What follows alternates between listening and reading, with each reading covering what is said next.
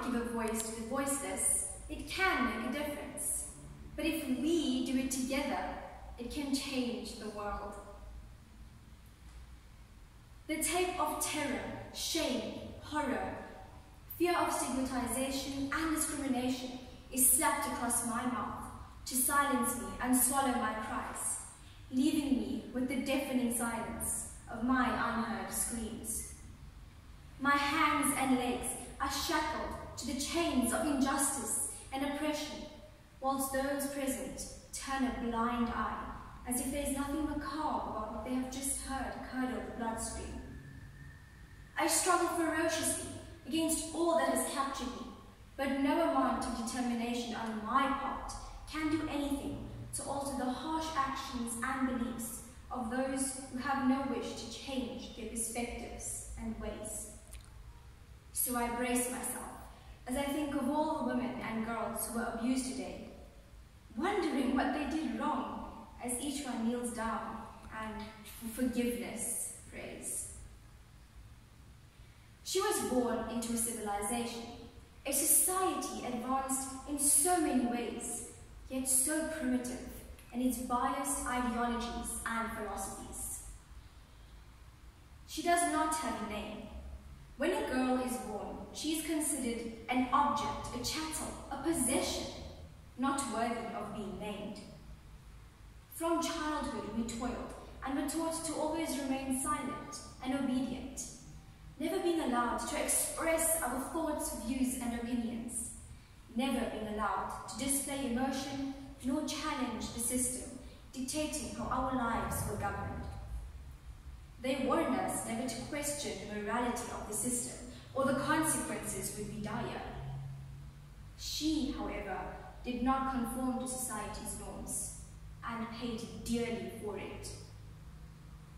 After watching all these women being beaten to a pulp, emotionally, psychologically and physically abused, deprived of any and every opportunity to develop themselves and break out of the toxic cycle, and still being told it was their fault, she decided enough was enough.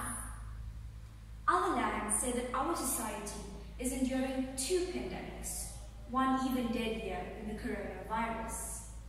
They call it gender-based violence. Quite a fancy term, but what are words without immediate, rigorous action? She could not, would not stay silent any longer. She began to speak up, speak out. She began to expose the traumatic tyranny we experienced and let the world know the truth.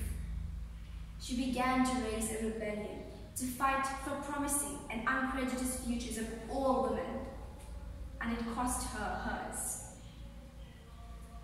In an attempt to silence her, she was captured and sold into the perverted web of human trafficking.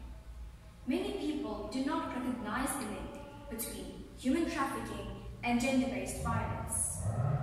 I know that she is not the only one finding herself in this situation. Many girls before her who attempted to raise an uprising were sold into unspeakable trades, suffering and servitude to enforce their silence. They were never seen nor heard from ever again. It is easy to sell someone into human trafficking when you view them as an inferior plaything, a mere piece of property. So it was the case with her. She was sold without hesitation nor conscience, illegally transported across numerous borders before being auctioned to her current captors, who imprisoned and tortured her to teach her a lesson for her disobedience and to make an example of her in order to repress the revolution we worked so hard to ignite.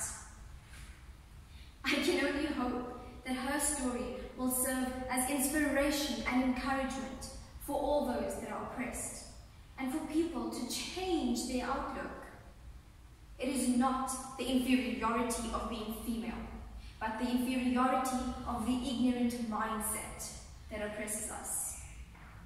So, no, she may not have a name, but yes, she has always had a worthy cause.